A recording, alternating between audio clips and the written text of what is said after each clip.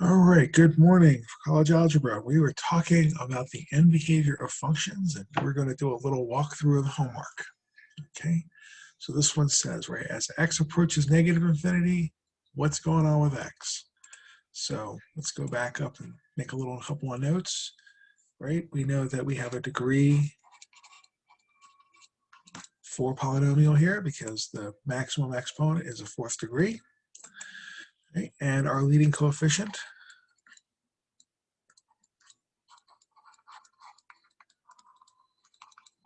is -3, which the last time I checked, I'd rather be $0 in debt than $3 in debt.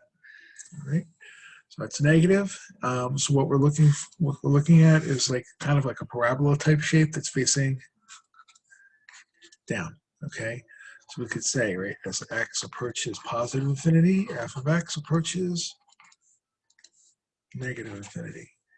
As x approaches negative infinity, f of x approaches negative infinity. All right, so here we go. They're just asking us to do that. All right, so as x approaches, oh, we need negative infinity. What am I doing? All right, as x approaches negative infinity, f of x approaches negative infinity, and as x approaches infinity, so positive or negative, doesn't matter, same thing. Okay, it's really all they ask us. All right, they're just getting us used to the notation, getting us used to the idea of what's going on. Number 2, in this case, right, we have 13x to the 7th. All right, that's our leading coefficient, so we have an odd degree here. A sub n is greater than 0, so 13 is bigger than 0. So what's going on here is, right, we're going to have something like that.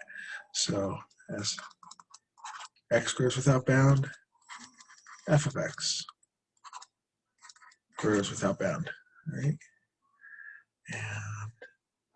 And as x goes to negative infinity, f of x goes to negative infinity, all right?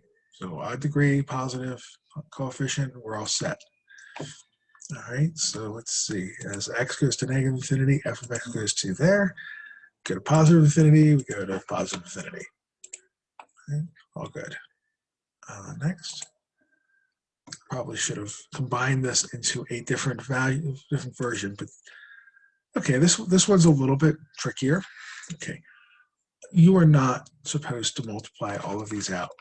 Okay, I mean you can if you really want to, but you know, I will pity you if you're doing it this way.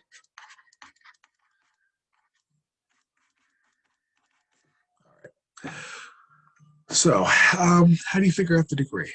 Well, if I were to multiply it all out, right, this would have an x to the 1 in it, right? This, I would have to multiply this out. There'd be 3 of these, right? The leading coefficient here, like the leading term, would technically be 8x cubed. Because think about it, right? We have a 2x minus 1, a 2x minus 1, and a 2x minus 1. Now, like I said, I don't want you to multiply all this out, but if I were to multiply these two out, right, we group these together, we'd have a 4x squared. Let's put it down here. We'd have a 2x minus 1, a 2x minus 1, and a 2x minus 1. So if I were to multiply all of this out, or at least these two, we'd have the first terms, right? The first in the FOIL would be 4x squared, and I'd have some stuff, okay, which I'm not going to care about. Times 2x minus 1. When I multiply the first again, right, we're going to get 8x cubed, and again, plus some other stuff. Okay, I don't really care about any of this. I'm just caring about the first, the leading coefficient and the degree. Okay, so right now, not worried about any of this.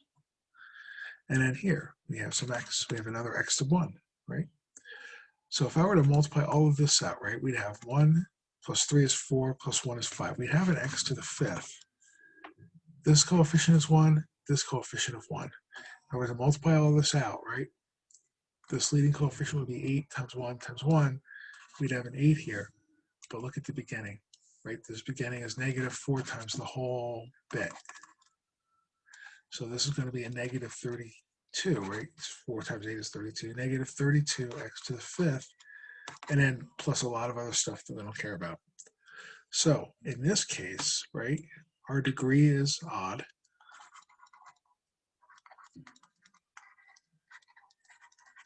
Right? And our leading coefficient, a sub n, is equal to negative 32, which is less than 0. Okay, notice I don't really care that it's 32. I just care that it's negative, right? I don't care that it's really 5. I mean, 5 is nice to know, but really, is it even or odd? Okay, so don't get too concerned with all the details in this, and don't sit there like, well, I should multiply all this out. Like, no, you shouldn't. All right, they're not asking you to do it. They're asking you to come up with like, what's the degree, what's the leading coefficient? And we know what that shape looks like, right? We know the shape of an odd degree, right? With so the choices are this one, right? Or this one.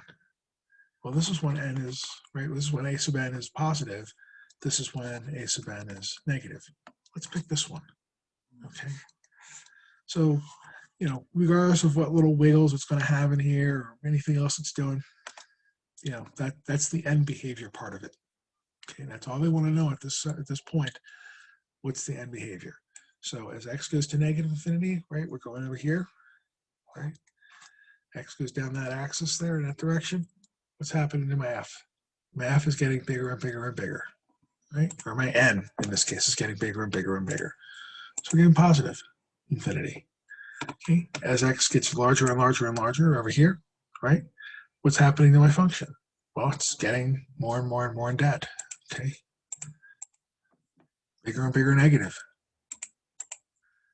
I think that's the reason why I did these ones here, is because this is a little confusing at the start.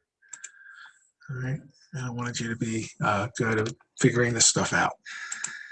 Okay, so another one, same kind of problem. Okay, if you're working this on your own, you want to try it, you can always pause the video, do it yourself, check, and then unclick pause and see whether or not we're doing it right.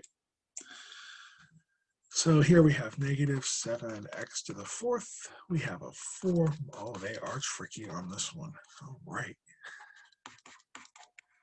Gotta appreciate that. Okay. So if we were to multiply all of this out, right, we'd have an x to the 4th here. If I were to multiply this out, right, we'd have, let me go down a little bit. We'd have 4 minus x, 4 minus x, and 4 minus x. Right, this lead here, if I were to multiply all of this out, the lasts in this case, right, we'd have a 4 minus x, and then we'd have some stuff, but we'd have a plus x squared at the end, right? Negative times negative would be positive. Then we're going to multiply all of this out again. Okay, I'm going to sneeze in a minute, so watch your headphones. Yep, okay. So we have some stuff. Okay.